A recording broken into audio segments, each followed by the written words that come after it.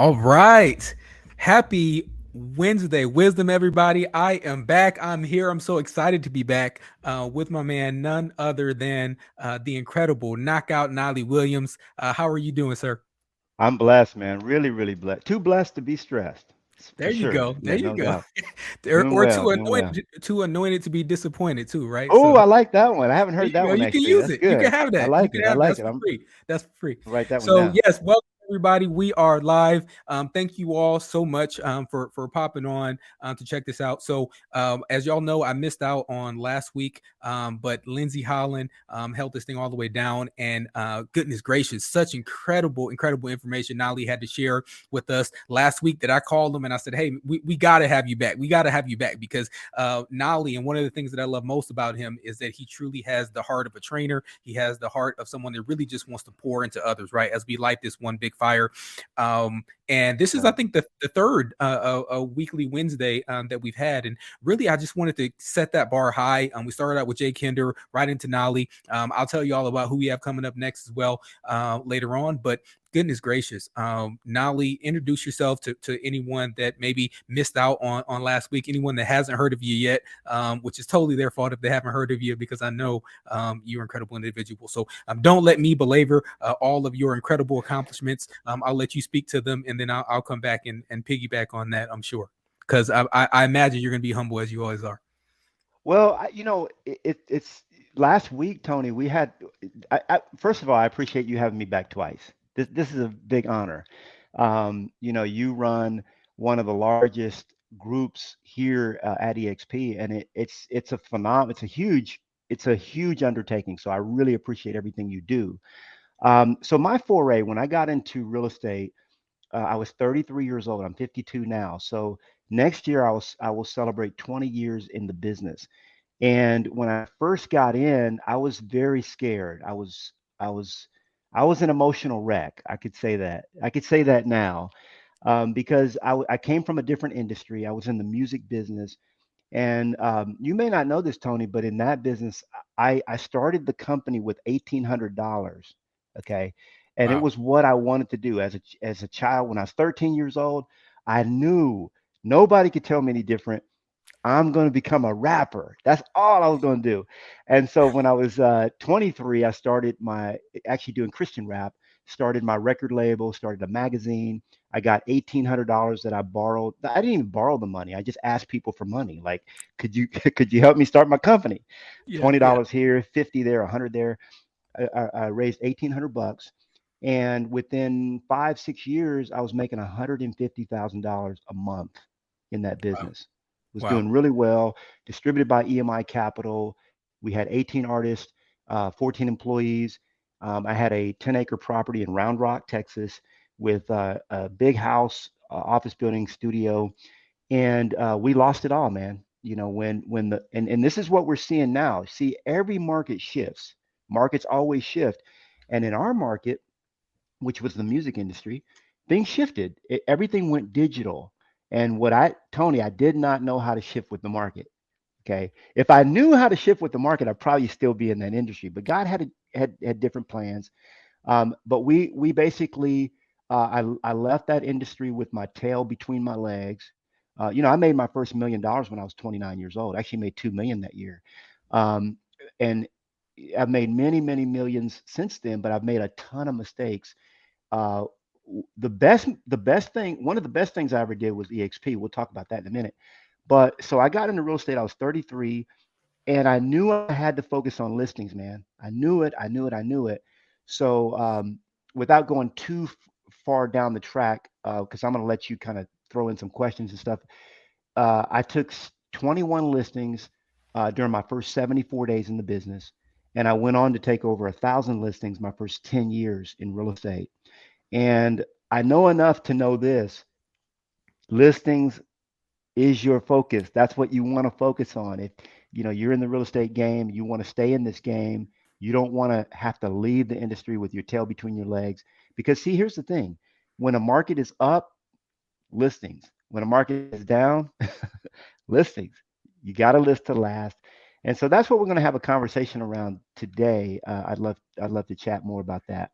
Absolutely, and that really was the focal point of this month, right? So each month we're really going to have a theme, and this is kind of the linchpin, the last piece that we want you to kind of speak on and put that final nail in the coffin for this month about how to get more listings, right? Because Sure. to your point, you have to list to last in any industry, Yeah. and specifically, of course, in real estate, but in any market, right? So Sure. That's because we true. are in a shifting market, we're in an evolving market right now. If you're not listing, you're not going to last. You're not going to make it into the market rebound, and we're going to see a thinning of the herd. And one of my goals is to making sure that everyone that certainly is hopping on this podcast has the ability to list and to last. Those who own the listings, those are the people that are going to own the market for now and in the future. So that's what I wanted you to talk about. I wanted you to really unpack for us how you're able, if you do that multiplication, right? 10 years, 1,000 listings, that's 100 listings a year. Yeah. And what I decided actually just now, right? Because it's my thing, right? It's my podcast. I do what I want. So what I decided is I'm going to make that the threshold, right? So anyone that's coming to speak to this audience, the minimum is 100 listings a year, right? And so far we're already at that. We're exceeding that, and I know that you've exceeded that yourself, and I myself have done over 100 listings in one 12-month period. So I Yeah. think that that's Yeah. that's kind of the bar that we want to go to, and I think that the Sure. reason for that, as I was thinking about this last night, statistically, uh, whenever you're doing a training, when people leave that training, they're only going to leave with about 20% statistically Sure. Absolutely. of everything that they consume there. So, my thoughts are, man, if we can get folks to consume or to put into action just 20% of what we're going to teach them, and if they're doing 100 transactions a year, they're learning from people doing 100 listings a year, well then heck, that's an extra 20, 30 listings that they're going to be able Sure. to add to That's their business, absolutely to their right. portfolio. So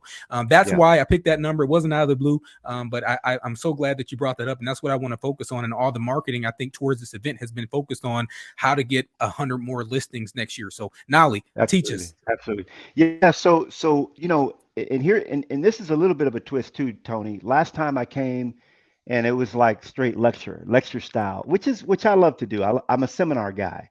Yeah. For years and years, I was on the seminar circuit. I would go in, I'd do a 3 hour seminar, and I just teach, teach, teach, teach. What my coach has been impressing me with over the last so many months is making it more interactive, letting people, engage. So I'm going to start off with just teaching, but I want you, the listener, I want you to be um, engaged. If you have a question, um, if there's something that's perplexing you around this, uh, speak up. So first, I'm going to talk about some principles. Okay, the underlying principle that I want you to write down, like how do you, because here's the thing, Tony. First of all, write this word down, belief. You're listening to this, write the word belief down.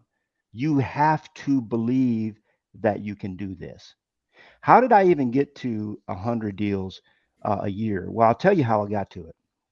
I got in the real estate game. I knew that I had to focus on listings because I read this red book called The Millionaire Real Estate Agent, and in that book it said listings, and I was like, oh, I didn't know any better. Uh, I didn't really have anybody a mentor, when I first started out, Tony. So I just said, okay, well, if this is what this guy's telling me to do, listings, so I guess that's what I'm going to do. And so I just started doing it. Now, a lot of times you hear, oh, you got to join a team first, and that might be the right solution for many people. Or I might hear something like, well, start with buyers, work with buyers for 3, 4, 5 years, and then you can graduate to listings. That might be the right solution for some people. But I'll tell you, when I first started, I didn't join a team and I went straight after listings from day one. And so write the word belief. The reason why you're not focusing on listings right now is that word right there, belief. Belief. Scripture says that the word believe it's actually the Greek word is pisteo. Okay, pisteo. Now, what that word means is to fully rely on, okay, and to lean into, to fully rely on. So in the Greek, when Jesus said believe, when he used the word, he was not talking about a mental ascension to facts. And this is how we use it in America because the American language is a primitive language. I, I love America, best country in the world. I love everything, not everything about it, but I love America. But the language in America is primitive. If when you go back to like the Native American languages and other languages that we had before, there was more. You would have like 5 or 6 words for every word. We just get right to the point. So we say, "Oh, I believe I should do listings." Well, belief is an action word. So if I said, "Tony, do you believe in that chair?" What you would immediately do, if you were Greek back in those days, you would immediately get up and you would go sit in the chair. That's how you demonstrate belief. You actually do. And so most agents, um, they don't believe that they can do listings, and that's why they don't do them. They have a fear around working with sellers. And I'm going to tell you like this: the reality is, you can work 3 times as many, uh, you can work 3 times fewer, okay, listings as you do buyers and still make more money. Hmm. That's just a fact. That's just a fact. So how did I get to 100 plus? Well, I got in the game and I was like, okay, just like everybody else, what's my bare minimum? What's it going to take to run my household? And so I was like, okay, if I did like 15 or 20 deals a year, I think we'd be okay. Okay, we'd be okay. Um, so that's what I wrote down. Then guess what I did, Tony? I hired a coach. Uh-oh. Uh-oh. Right, right. Uh-oh, I hired a coach. And you know what my Accountability coach, now. accountability. I hired a coach and I was paying him $1,000 a month. Okay. I was 8 months in the business. But what happened with me was I was overwhelmed. I didn't know what to do first, how to do this, and I was doing all this stuff that I knew I shouldn't be doing, and I was overwhelmed. So I Yeah. hired a coach, and so I thought, well, I know I want to do 20 deals, but I'm just going to tell my coach I want to do 40 because that's going to impress her. When she hears my goal, boy, she's going to just be like, whoa, Nolly's insane. So she said, Nolly, she said, what's your goal? I said, um, well, I want to do 40 deals. You know what she told me? She said, why would you just do 40? Why wouldn't you go for Wow. 100? Why Wow. wouldn't you go for 100? So I say she poo pooed. She poo pooed me, man. And I was like, what? 100? And my immediate reaction, and this is the reaction that many of our agents had when they saw the headline, how to do 100 deals a year. Is Tony crazy? What? I'm not trying. I'm just trying to feed my family. That's nuts. You know? Right. So I had the same reaction. I said, that's crazy. I said, I'm not trying to work that hard. Yeah. This is what she told me, and this stuck with me. I want remember, we're talking about belief here. She told me, she said, Nolly, if you will agree to do 100 deals a year, if you'll commit to do that, I guarantee you, you'll work half as much as if you do 40 deals. It's Mm, just a fact. And she didn't explain to me how that was, Tony. It didn't make any sense to me. It was counterintuitive, but because she was my coach and she had some really good experience in the business, I just said, you know what? I'm just gonna I'm just gonna do that. I'm just gonna make I'm gonna and what happens, here's what happens. Listen to this. When you change your goals, when you say, I want to do 100 deals a year, I want to do 10 listings a month, everything changes. Your right. marketing plans, your strategies, your ideas, your whole mind just starts to elevate, because now you're on a whole different, it's a whole different ball game, a whole different playing field. So the first thing that I want you to think about around that is just belief, because if you can get over that one hurdle, see, the two things that will keep you from the success that you desire, there's actually three: fear, write it down, fear, guilt, and shame. Fear, guilt, and shame. Now, how does that look? Well, I know, Nolly and Tony are talking about this 100 deals, and Tony said he did 100, and I know Nolly's he's done 100 for many years. But man, I just don't know if, that scares me. See, a lot of people have a fear of success. And on the other hand, they have a fear of failure. Well, what if I don't hit the target? Doubt. Okay. Scripture says, if that person begins to doubt, let he or she not think that she will receive anything. Mm, It's a double-minded, you're double-minded and unstable in all your ways. So when you start to doubt, what happens is everything that, the universe is bringing towards you, it starts to go away. You start to repel it. Okay, so you want to get over this fear and doubt, and then shame. Well, what makes me so special? I mean, uh, I grew up people told me I was worthless and I wouldn't amount to anything. Why do I deserve to do 100 deals? I should just settle for 30. I'm not.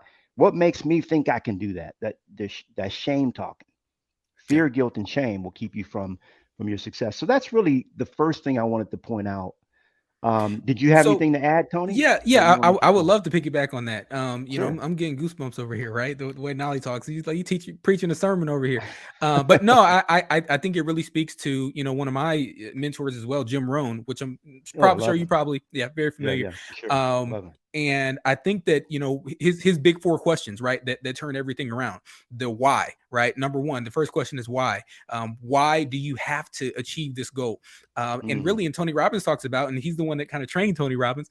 And one of the things yep. he taught him is, hey, look, your when your why becomes big enough, the how becomes easy, right? And Absolutely. figuring out why Absolutely. you and turning your goals into must have, your Sure. should do's or could do's, turning them into must do's. I have Yeah. to get 100 listings in the next 12 months, otherwise, and then come up with your otherwise, right? So that's the first Sure. question: is why. Establishing that why you have to achieve this goal. The second one Right. is why not, right? Why Mm, not? Why not see how much you can grow, how much you can become, how many listings you can get? Okay, maybe you may not hit 100, maybe you hit 85. What does that do for your family? What does sure. that do for your business? What does that do for you, right? So why not see how many you can get, right? Make a game out of it. And when you make a game Sure. out of it, when you make it into something fun, then you're in a position to love what you're doing while you're doing it. You're in a position to love the journey, right? Because you're making a game out of it. So Absolutely. why not see how much you can grow? The next one is why not you, right? So I've done it. Mm. I've done over 100 listings. Now he's done over 100. Many people on our Texas broker team, many people Jake across the entire state Kinder. of Texas. Look at Oh Jake my gosh, Kinder. Jay Kinder did 536, right? So why not you? Why not you? And the funny thing is, whenever you talk to these individuals that are majorly successful, they will tell you, hey, if I can do it, you can do it, right? The only people that are Absolutely. telling you that you can't are people that either haven't done it or can't do it themselves, Sure. or you're telling it to yourself. The people that have done it tell you that you can do it. So Sure. I've always thought that to Absolutely. be funny, right? Absolutely. So That's why funny. would I listen Yeah. to you and you haven't done it? This person has done it, and they're telling me I can. Yeah. So, that's the why not you. And then the fourth question, why not now? Right? Why not Mm, now decide, hey, look, I'm going to give it a run, right? I know the market is shifting, but I know that this is going to create opportunity. Just like in a mm, situation where, they sent the two salesmen to Africa, right? To sell yeah. shoes. His shoe manufacturer wanted to open up their shoe division. They decided they want to branch out, send two salesmen. One salesman calls back and says, hey, I can't sell any shoes. People don't wear shoes here. And then the next salesman calls and Mm. says, hey, I got to double my orders. I keep selling out. Nobody wears shoes over here, right? Yeah. I'm selling them too fast, right? So why not you? Why aren't you the second salesman, right? And that's Right. as we head into this shifted market, as we head into this unique scenario that none of us have seen before. I think that it is Hmm. going to certainly create some unique opportunities for some agents that are going to really sharpen their skills and become Absolutely. incredible in the future. So I want to unpack Sure. that right now. I know we talked a lot of Sure. That's mindset really stuff good. and That's really belief. good. Let's get into some nitty gritty, right? How? So Sure. we Yeah. talked Yeah. about the Yeah. why. Let's talk about the how, Nali. What are you teaching your team? What are you teaching people that you're coaching on how to get to a position where they're able to close over 100 deals in the Yeah. next 12-month period? Sure. So I'm going to give three overarching principles around this. Number one, you have to set aside time for success. Okay. What does that look like? That looks like from 9 o'clock to 11, you're lead generating every single day. Every single day. This is something, Tony, that when I first got in the business, um, I just never, I never stopped doing it. I do it today. Even today, I've already done my, we call it time blocking or time boxing, however you want to say it. You have to set aside time for lead generation every single day. It's super critical. That's like it's equivalent to um, our forefathers when they would go out on the hunt. They had to feed the tribe, and every day they went out on the hunt and they brought back the game, right? So prospecting equals paychecks, and not prospecting equals poverty. Let me say it again. Prospecting equals paychecks, not prospecting equals poverty. You have to do that every single day. Now, a lot of people ask me, well, not only I'm in my lead generation bunker. By the way, most people, Tony, they don't do it right. I'm just going to say it that way. They just don't do it right. They they get in the lead generation bunker for 2 hours. They spend 30 minutes trying to figure out what they're going to do, what they're going to say, what script should I use, who should I call, what I'm going to. No, no, no, no. See, when you get in your lead generation bunker, it's go time. You get Okay, in there. hang Yeah, on. So, but before we start talking about what to do in the lead generation bunker, sure. now we definitely have to unpack that. Um, Okay. I want to encourage everyone that's on this call, take action right now, right now, take action. So that said, let's put into place what Nolly's already talked about, which is time blocking. And I want to see in the chat, go ahead and drop into the chat right now, what are your time blocking hours? It's so important to be Mhm. around like-minded individuals. It's so important to take action, immediate massive action. That has been the key to my success in anything that I've Sure. ever done and anyone I've ever talked to. So I want to see it in the chat right now. If it's 8 to 10, if it's 6 to 8, whatever your time block is, go ahead and drop that in the chat. I want to see that right now. And while you're pushing stuff, go ahead and subscribe and click that Absolutely. bell For icon. sure. You'll see anytime we Yeah. go live here, as we're Yeah. really kind of blowing up this Texas EXP channel. We really want to get this information out, and we want to update you whenever we go live. So Nolly, back Yeah. to you. Unpack for us what to do while they're in the bunker. Yeah, and here's what I'm gonna say too, because a lot of people get real excited about lead generation, Tony, and what they do is they say, oh, like I call it do the two. Okay, it's 2 hours a day every day. Now eventually you can get to the point like I was where I would do 2 hours Monday through Thursday, and I took Friday, Saturday, Sunday off. Okay, so I worked about 4 hours. I mean, I worked 4 days a week throughout my career actually, and I still was able to do. Some years I did 153 deals, some 128. But this is a leverage thing. We'll get into that later. Um, but the point I want you to not miss is that sometimes, Tony, when I talk about this, people get real excited and they're like, okay, I went and lead generated. I did 6 hours today. That's not the point. This is consistency. This is time on the task over time. Time on the task over time. Okay. So when you're lead generating, because for a lot of people, lead generation sucks. They hate it. They don't like it. What I want for you is I want lead generation to be like that Netflix series that you can't get enough of. But here's the thing, you're only allowed to watch 2 episodes. You can't binge. So a lot of times, people, Tony, what people do is they binge prospect, and it leads to burnout. I just got to tell you, you will burn out. There is a burnout factor there. So if you do 2 hours every single day, it'll get you excited about the next day. Like, oh, there's more to do. Okay, well, tomorrow you're going to do what's more. Okay, there's more to do. Tomorrow you're going to do that. So you have to meter it. You have to have a start and a stop. Now, when you get in your lead generation bunker, I don't want you to be thinking. Eliminate thinking. Okay, if you can eliminate thinking from the process, you got it. Okay. You get in and you go. Okay. So you have to have it laid out exactly what your strategies are going to be and what you're going to do the day before. So when you Yeah. get in the bunker, you just get in and work. You go to work and you generate a business. Okay. Now, So go ahead. Go ahead. a couple of things on that, Nolly, that I want to unpack there. The first one is the consistency, right? So an Sure. apple a day keeps the doctor away, right? Everybody's heard of that. Yes. Apple a day keeps the Yes. doctor away. And I think again, I'm still on all Jim Rohn stuff because I love him.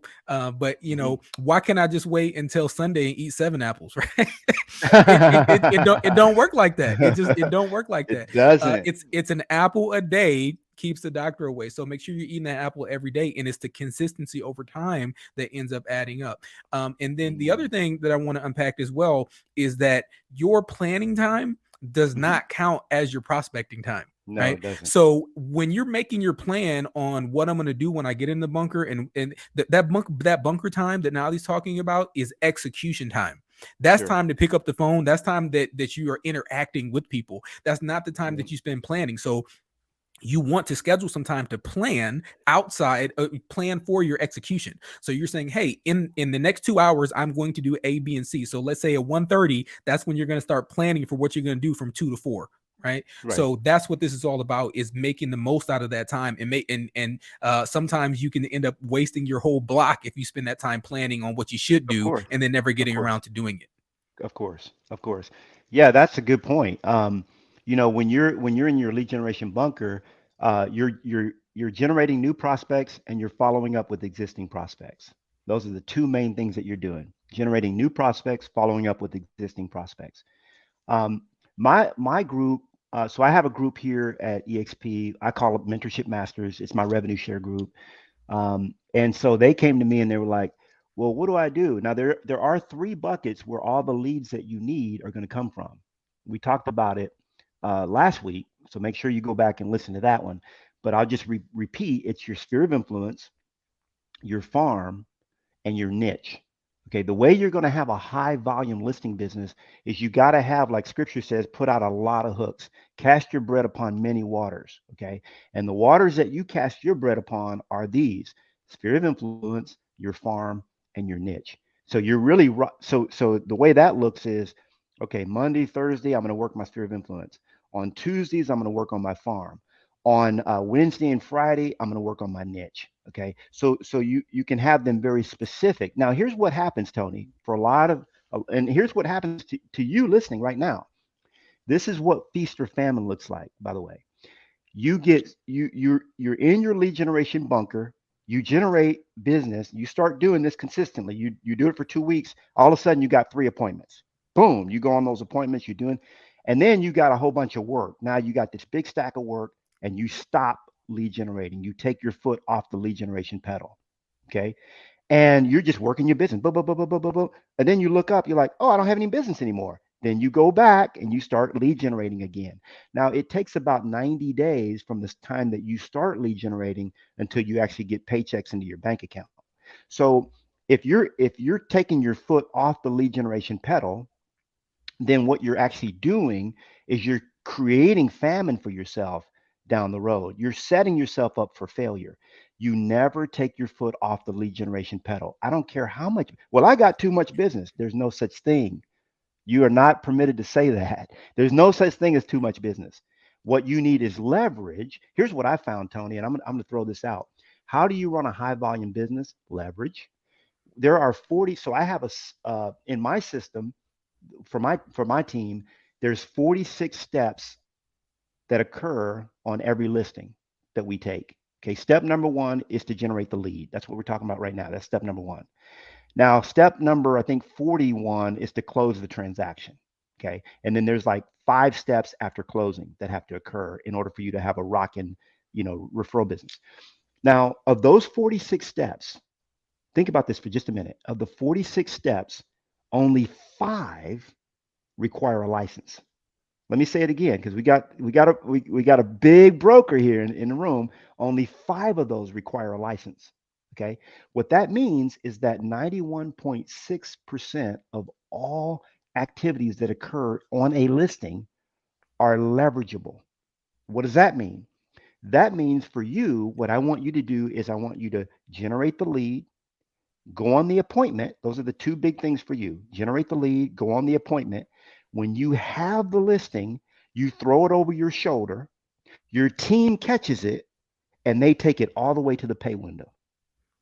When I ran my group, by the way, when I talk about team, I'm talking about administrative people. I'm not talking about having a bunch of agents. You don't need that. By yourself. So when I did 153 deals on a year, it was me and 4 assistants. Okay, I was a solo agent, but I Same had, here.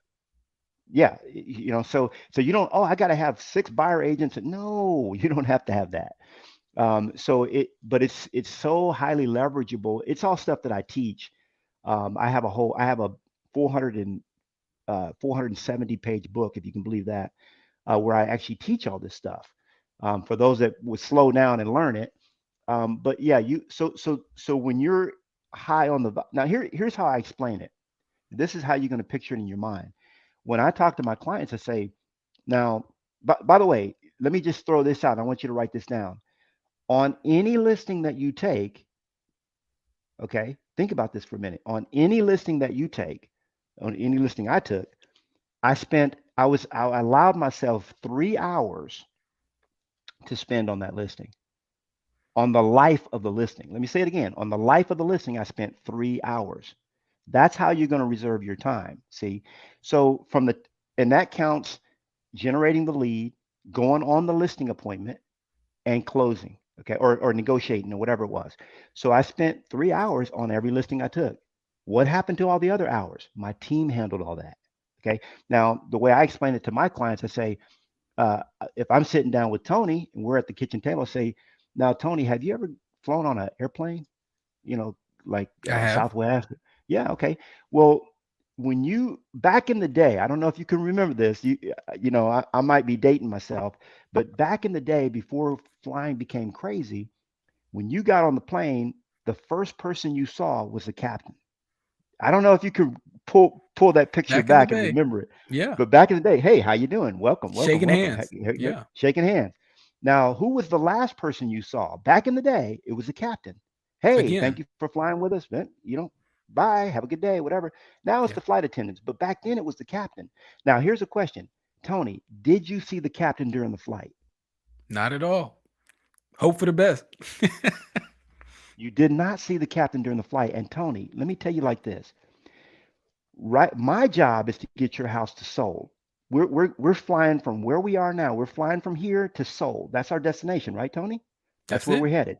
All Yep. right. So I'm going to land this bird in sold. I guarantee you, we're going to get you top dollar. We're going to do it in less time, and you're going to love the experience.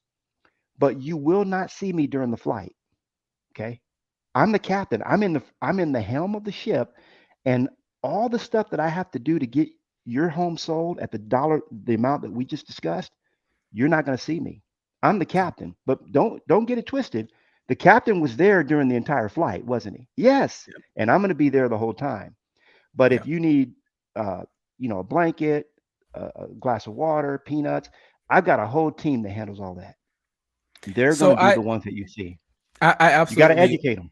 I absolutely love that, Nolly. You and I are kindred spirits without even knowing it, man. I use that exact same analogy on so many Oh, appointments nice, that I nice. went on, and then I shifted it as well. Later on in my career, and I started using the doctor nurse analogy, right? So, and I would go in Yep, and say, hey, I like that one too. I'm the doctor, right? So I'm coming up with a treatment plan.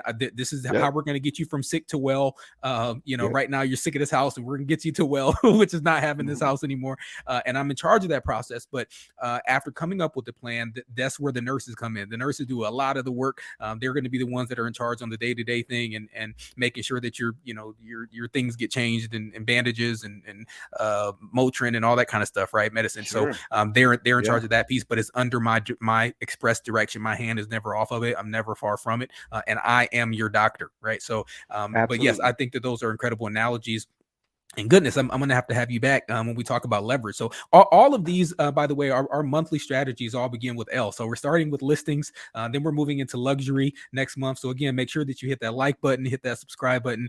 As we go into next month, we're going to be talking about how to win in the luxury market, because that's a big thing that agents need to know if they're going to be successful in this shift. Because we're a lot of these Absolutely. industry changes we're not seeing as it relates to the luxury market. So you Sure. want to Sure. adapt, as Nali said, right? At the very beginning of all this, you want to learn how to adapt, go where the honey holes are, and that way you never run out of honey. So that's great. Yeah. So Nali, I would really love for you to unpack some more. Last Sure. week Sure. when Sure. you were here with Lindsay, and I see you in the chat, Lindsay. Shout out to Lindsay and everybody in the chat. Um, Lindsay. yeah. So last week you kind of unpacked for us a lot regarding the niche, right? And y'all talked about Sure. niches, and we know Lindsay's a farm and ranch expert and stuff. But I want you to talk a little bit about farming, right? Can you go a Yeah. little bit Sure. deeper Sure. on Sure. farming Sure. as you talk about your three pillars? Yeah. Yeah. Yeah. Yeah. Let's go into that. So, and just to reiterate, sphere of influence is going to be your biggest pillar. I gave a good script for that on the last call that we had together. But let's talk about farming. So when you think about farming, you're thinking about a geographic area. Now, this is very interesting, Tony, because this is something that most agents just don't do. It baffles me. We teach you to have a farm, but you just don't go, oh, but that takes too long. Well, you said that 3 years ago. Well, right now you'd have like Jim Rohn. Let's talk about Jim Rohn. When's the best? He likes this old Chinese proverb, and he says, uh, or the Chinese proverb is, when's the best time to plant a tree? You know that one, right, Tony? 20 years 20 years ago. ago. Yeah. Yeah. When's the second best time? Today. right? And then Jim Rohn takes it further. He says, you're not a tree. If you don't like where you are, move. You're not a tree, right? So, Right. so, so the so the reality is, you want to farm. You have to farm. You have to cultivate a farm, and that's consistency. You have to continue to do it. Now, what is a farm? It's basically a geographical area that you have decided to take over as the mayor of that area. Okay, so just think about this for a minute. What would it look like if you were running for mayor of your geographic area? Maybe it's the Woodlands, maybe it's Round Rock, maybe it's some area in San Antonio, maybe it's in South Texas. What would it look like if you're actually running for mayor, not of the city, not of the city, but of the neighborhood? Okay. Now Tito's Vodka did it, and this is what Lindsay taught me last week. She said this. She said, Tito's did it where they said, hey, if I can own my backyard, then I can own my block. If I can own my block, I can own my neighborhood. If I can own my neighborhood, I can own my city. If I can own my city, I can own the state. If I can own the state, I can own the country, and then the world's my oyster. And they actually did it. I moved to Puerto Rico after 33 years in Austin. Now I'm in Austin right now because we come back quite often.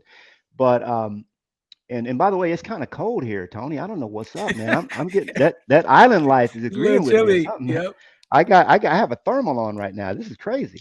So I'm like, where's Puerto Rico? We're going back home next month. I mean, next week actually, which will be next month. Anyway, um, the point is that you have the blessing in this industry of being able to have a farm. Go ahead and do it. Start it. So it's going to be 500 to 1,000 homes. Okay, an area. You're going to now that area should have, because of the market shifting, these numbers might be skewed, but it should be nearby. It should be near kind of where you live. It should have about a 7% turnover.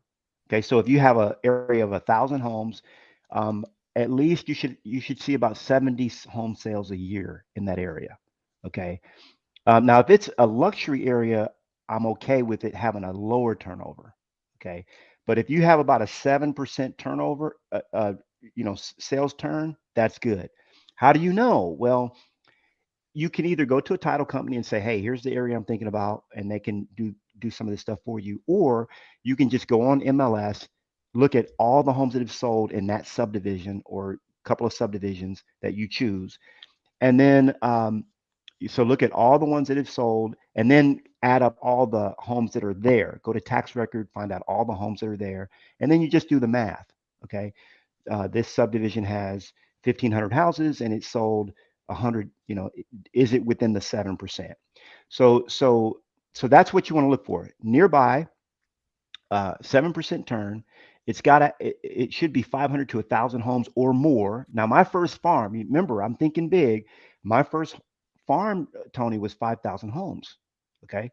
And so I was running for mayor. Now, what does that mean? You're going to all the restaurants, you're going to the fast food places, you're going to all those ER clinics, those 24-hour clinics.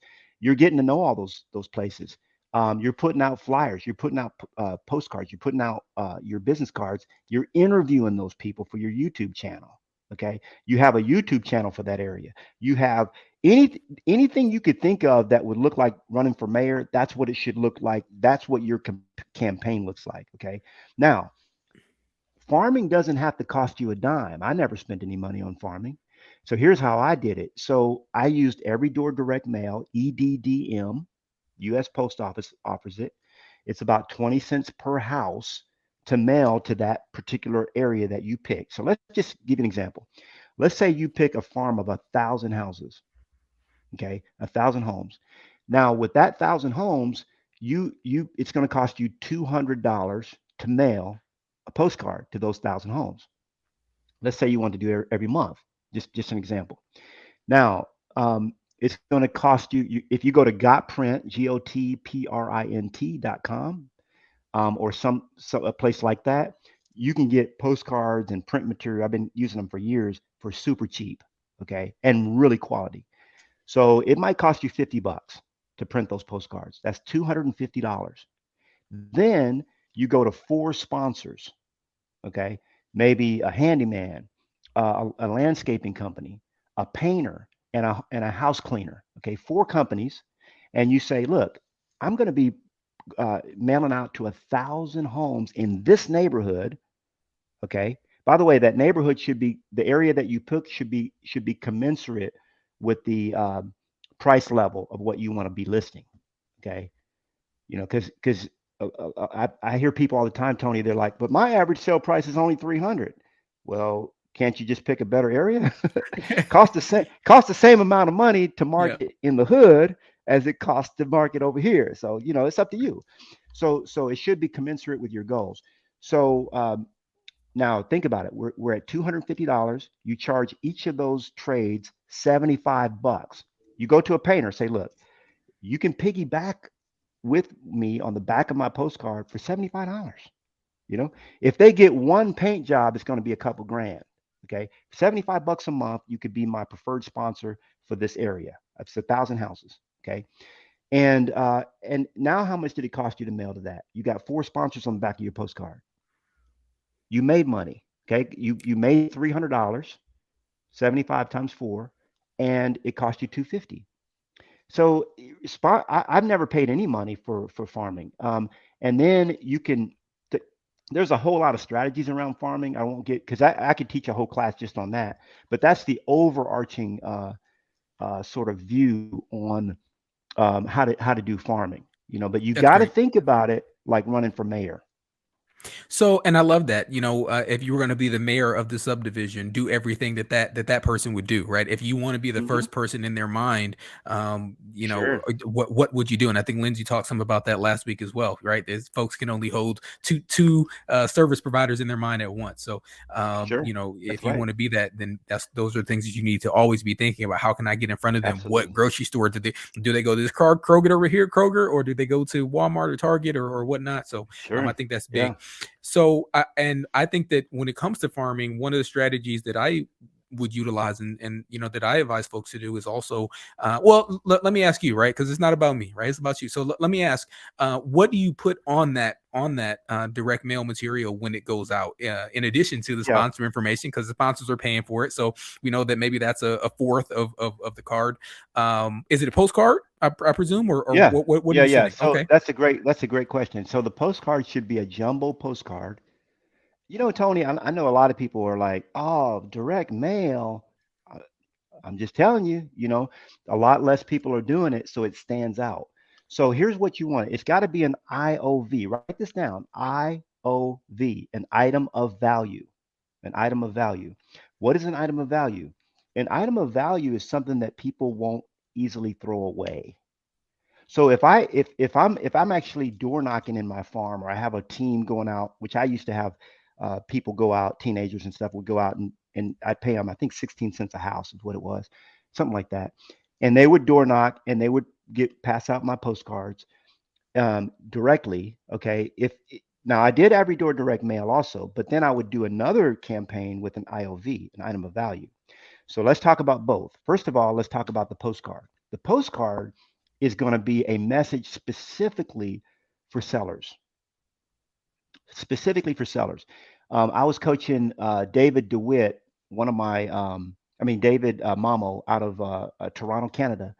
And he came to me. He's like, Nolly, I got a big problem, man. I'm attracting all these buyers, and I'm trying to get in the listing game. So I was like, man, what's going on here? So I looked. I said, let me see your marketing. It turns out that all his marketing was for buyers. What's the interest rate? Imagine How that. well, I said, man, you got to change your messaging, dude. Your messaging is wrong. See, when I had my van wrapped, it was like all about how much is your home worth in today's hot market, or how much is your home worth in today's declining market. Let's look at that. You know, Yeah. um, uh, are you thinking about selling your home? Question mark. Sell in less time, get more money, free consultation. And this is a crazy thing, Tony. I would always tell them, and attorneys do this a lot. I would tell them like, hey, I offer a free consultation. Oh, you do? Everybody does that, man. But I would promote it like, hey, if you're thinking about selling your house, I have a free, no obligation consultation. Just check it out. If it's not for you, that's fine. And so it's just about getting your foot, in the door. So that's the messaging. The message should specifically be for sellers. Yeah. Now that's when you mail the postcard. Now, when you are doing door knocking on foot in the neighborhood and you're given an IOV, that has to be something that they won't throw away. So it could be a sports calendar. You know, um, if they're not into sports yet, wouldn't. My favorite is a vendor service directory, so that the back of your postcard is actually like maybe 8 or 9, 10 vendors that you can say, hey, I know it's hard to find a good handyman or a plumber or a painter or whatever, but I've actually vetted these individuals, and here's our service directory. We want to make, if you need anything done in your house, here's, and then the other side of the postcard or the IOV is your message. The other thing could be, which works really well, is a list of coupons for places to eat. Buy one get one free. I love them. So what you do is you go to the Chinese restaurant, you go to the Mediterranean place, you go to the pizza joint, and then you say, look, this is my neighborhood, this is my area. I own I'm that the area, mayor. by the way. I'm I'm the I'm the mayor. mayor. Yeah. I'm the mayor. And I'm on the back of my postcard, I'm going to feature 6 restaurants, but only one Chinese place and only one pizza place and only one hamburger place. So if you want to be that place, uh, you know, this is what it's going to be. And then you say, and you try to get them to do a buy one, get one free. It's hard to get restaurants to do that. But even if they did like a 10% off, 20% off, now you've got some good restaurants that have good Yelp rating, good Google rating. You got 6 of them on the back, and now you're saying, hey, if your family gets hungry, I just around the neighborhood. This is my neighborhood, by the way. I'm the mayor here, and I just want to treat you to a free meal. Here's some buy one get one frees from 6 places that are within a mile of here. So things like that. These are what we call IOVs. And by the way, when you think about this whole campaign, this whole idea, it's a campaign.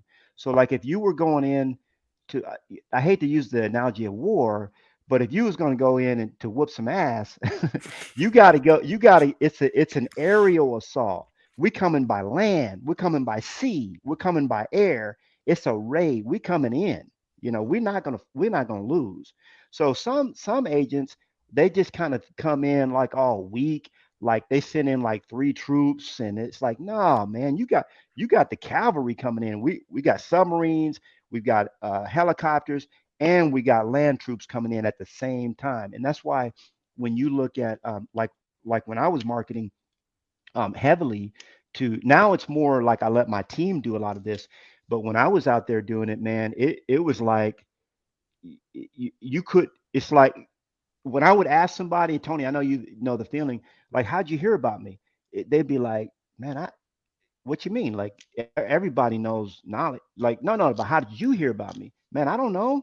You're everywhere. They don't even You're the remember how they mayor. heard about Yeah. you. Yeah. Yeah. Yeah, Yeah. what that's a dumb question. Like, what do you mean? Everybody knows. So that's how you want to, from a farming standpoint, that's what that's what you want to conjure up for sure. Wow. Wow. No, that is huge. Such an incredible wealth of information. Appreciate that, Nali. What questions do we have for Nali? I see some people dropping over the chat. I see somebody. Peter says we need that book ASAP. So this was something that you offered up, and I'm not Yeah, twisting your arm into it.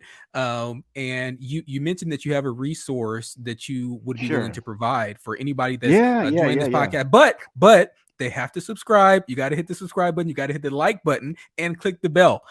Which it's going to be on the honor system. I'm going to presume that everyone on Sure. here has already done that. So, can you talk a little bit about this resource, about this book, about what it is that you have to offer all these folks?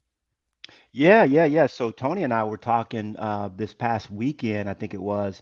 Yeah, we talk on weekends sometimes, and we were going back and forth chatting, and I was like, man, how can I get what can I do? Here's how it came about. I'm gonna be real with you guys. I'm gonna be real. So my coach, so I'm a salesman. Okay. When I was 12 years old, I was selling something door to door. Okay. Shyest kid in school, by the way. But when it came to sales, I lit up. I just love selling. And so my coach last week, he told me, he said, Nolly, you gotta get out of selling, man. Sales is dead. I said, what do you mean? Because I'm going to share this with somebody. I know it's going to help you. When you sell a house, there's three sales. We have it's a difficult business. I'm not undermining how difficult this business can be, because you have to create three sales in order to get a paycheck. Number one, you have to sell a prospect on the idea of meeting with you. You got to set up a meeting with them. That's a sale. You got to sell them on the idea of sitting down with you for the free consultation. Then you have to sell them on the idea of signing the listing document with you. Sign with me. Hey, let's do the right thing, Tony. Let's sign the paperwork. Let's get your home sold. So that's a sale. Then you got to sell the house. And only then do you get paid. So you have to do three sales. So this is an environment that I was bred in. So I'm a salesman. So when my coach tells me, he says, Nolly, you gotta move past that, dude. That's not your role anymore. You're the business healer, man. What you sell is hope and belief and inspiration. That's what you're selling. Stop trying to sell people products. And I was like, how do you unwind? Like, this is all I've been doing this for 40. So I said, okay, here's the first thing I'm gonna do. I'm gonna give my book away for free. Okay, so I wrote a book. It's $20 on Amazon. If you want to go buy it, it's called Success with Listings. And people would always ask me, Nolly, how'd you sell 1,000 listings in 10 years? I said, well, and I would talk to them for hours. And I said, you know what? Let me just document how I did it. I'm going to pick my own brain because they all, pick my brain. So it took me 470 pages to pick. Okay. And I make it available on Amazon for $20. But I told Tony, I said, look, let's just let our agents have the book for free. I'll send you the link to the PDF. If you want to give it to them, they can have it, and you have the PDF. Now, if you want to get the printed copy, you go to Amazon. By the way, it's free on Kindle. If you got the Kindle Unlimited, I think it's called, you can just read it there. But you want to get the knowledge in you. So we're going to make sure that you get. We want every agent in Texas and outside of Texas to have the book, because I don't want you to have an excuse not to have the knowledge. Okay, Scripture says, "My people perish for lack of knowledge." I want you to have that. Yeah, So that's what and we're doing. we absolutely appreciate that, Nolly. If you have that PDF, you can drop it, or actually you can't drop the PDF, but do you have a link, or do you want them to email you, or kind of Oh, what you will don't want work him for you? blowing you up. He said he don't blow me up. Don't blow me up. Yeah, what I'm gonna do is, if you go, so right now, if you go to nolly.com, you can get this book right here, Triple My Listings. And this is only a printed one. You can get it. You pay the shipping. Okay, we print it up, mail it to you. You just pay the shipping. And if you go to nolly.com, you can get this one right away. The reason I wrote this one is because my group, my revenue share group, kept saying, "Man, I'm in my lead generation bunker, but I don't know what to do." So I wrote this book, Triple My Listings, with 27 marketing ideas for free seller leads. Okay, so you get this one shipped to you. Now, the other book, what I'm going to do, I promise to do this. I haven't done it yet, but by tonight, you'll be able to go to nolly.com. Okay, so if you're listening to this after the fact, or you go back tonight, there'll be a link where you can click also to just get my the free book, Success with Listings. You can just download it. Okay. And in That's so fact, cool. let me see. Let me see. Let me just see if my team has the link up. I don't think they do yet. That's great. So, No, and no, they and don't have I, it I up yet, want but it you. will be. Yeah, and as you're kind of looking at that, I want to just call out how incredibly gracious that is, Nolly. And not just the fact that, hey, I've got a book and putting it out there. It's not to generate your own name. I mean, I don't know how much farther you have to go, but certainly you have achieved an incredible amount and the incredible degree of success in your career. So to see someone that says, hey, I have this abundancy mindset, and that's one of the coolest things about all of the agents and the brokers that I get the opportunity to Sure. work with here, is that there is Absolutely. this abundance mindset. And Yeah, yeah, yeah, unfortunately, at so many other places, and I've been in real estate for quite a while, and I think that one of the most shocking things that I get to now that I didn't have in the past was folks that just have that abundance mindset and that they want to see yeah. you succeed. And we're building this one big fire, right? And we're all owners, Absolutely. we're all shareholders, we all want to see each other succeed, as opposed to Sure. being at other brokerages where they'll cut your throat for $1. I mean, it's a Sure. shame. Sure. Yeah. And if they give you a tip, then that means that they may not be able to have as much business, right? Yeah, So that's it's scarcity. That's scarcity mindset. it's scarcity That's a scarcity mindset versus mindset. abundance mindset. So to have you Sure. say, hey, listen, I don't, and there are many folks on the call that aren't even with EXP, or not even with your team, my team, Yeah, yeah, anyone's. yeah. They just Right. are here, right? They just showed up, they saw Sure. it in YouTube and popped Absolutely. in. Hey, you get it for free. Don't worry about it. Here, it's free. Absolutely. And that's just been so refreshing, and it's so incredible to be able to work with folks like yourself and like some of the other people that I get to work with here. It's just an incredible experience. So I see Yeah, yeah. some other questions in the chat. Kelly wants to know the name of the UPS mailer again. The Oh, name of the UPS. of the you're talking about you. So the company where you have them printed is Got Print, GOTPRINT. But I think you're asking about USPS, Okay, United States Postal Service, which is EDDM, Every Door Direct Mail. EDDM, and that's a strategy that's in both of my books actually. When you download the other one or get this one in the mail, you'll see the step-by-step strategy, so you can't really go wrong with that's it. great. Uh, Bill wants to know if you do any digital marketing or just print, and what's your blend. Do you do 50/50 or 25/75, or is it mostly one or the other? yeah, you got so that's a great question, by the way. I do most everything digital now. It's probably 90%. But don't negate the print because the print, but digital is the future. The only thing I don't like about digital is here today, gone tomorrow, you know? Mm, So you do want to have a digital farm also. That's another strategy that I teach. But that's a more advanced strategy. Right now, I just want you to focus on the idea of running for mayor, what that looks like, and getting yourself out there in print. But yeah, digital, I do a lot of probably 90% of what I do now is digital versus you know, versus printed. It's a great And the question. two, it's not necessarily one or the other, right? Because the two Mm-mm. can build off of each other. When I Sure. was in production and sending out postcards and those sorts of things, we would do QR codes, right on the postcard, and Hmm. then that's the quickest Hmm. way to transfer someone Hmm. from the physical environment into now the digital environment. Not even my business Yeah, cards, if I'm working on attraction, or if I'm chatting with an agent, I'll give them a business card, but my business card has a QR code, and they're going to scan that, and sure. that's going to take them into the digital space. And then now Absolutely. I've got them, right? Because now I have that Absolutely. information, and I'm going to mail them to death, or until they Sure. come on board, Yeah. right? Because we got an incredible product. So Yeah, yeah, yeah, no, I yeah. think Yeah, that's it's great. not, I like what you said. It's not either or, it's both and more. Both and I more. like There you that. go. There you go. Hmm. All right. Well, I think that pretty much hits our time limit. I thank you so much again, Nolly. Incredible to have you again. Thank you so much for your giving spirit. Thank you for the incredible knowledge that you share with all of us today. And yeah, any parting thoughts, parting words for us? Yeah, don't be afraid to reach your ultimate greatness. My mission, write down your mission. What's your purpose? What's your mission?